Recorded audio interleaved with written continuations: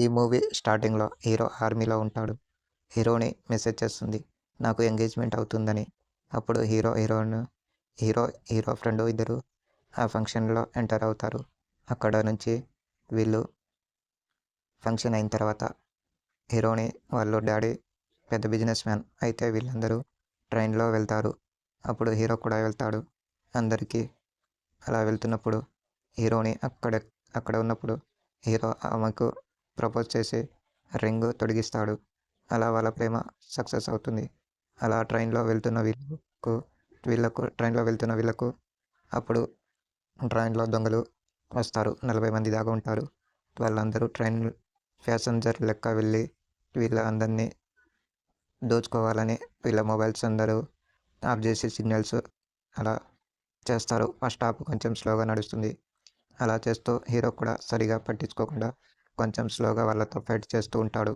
అప్పుడు అప్పుడు ఏం జరుగుతుందంటే అందరూ డివైడ్ అయ్యి వాళ్ళు దోపిడీ చేస్తారు. అందరి నుంచి బంగారం అన్ని డబ్బులు తీసుకొని వీళ్ళని ఒక్కొక్కరిని చంపుతూ ఉంటారు. అక్కడ నుంచి ఆగకుండా హీరో కూడా లేచి ఒక్కొక్కరిని చంపుతూ వాళ్ళ దగ్గర నుంచి కాపాడుతూ ఉంటాడు. ఫస్ట్ హాఫ్‌లో అయితే మూవీ కొంచెం ఇంట్రెస్ట్‌గా అనిపిస్తుంది. మొత్తం జర్నీ ట్రైన్‌లోనే ఉంటది. మూవీ కూడా ట్రైన్‌లోనే జరుగుతూ ఉంటది. కానీ సీన్స్ అయితే చాలా బాగుంది. ఫైట్స్ అయితే చాలా బాగుంది. హీరోయిన్ ఫస్ట్ హాఫ్‌లో చనిపోతుంది. ఎందుకంటే తనకు కాపాడే సమయంలో దోపిడీదారులు వాళ్ళ ఒకరిని నుంచి కాపాడడానికి ట్రై చేస్తుంటే ఆమెని కూడా చంపేస్తారు.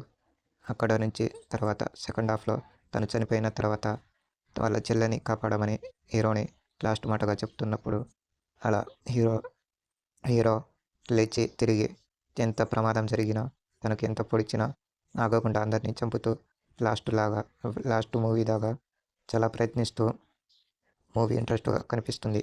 ఎందుకంటే వాళ్ళ దోపిడీదారులు ఒక్కొక్కరిని చంపుతూ ఇంట్రెస్ట్‌గా అనిపిస్తుంది.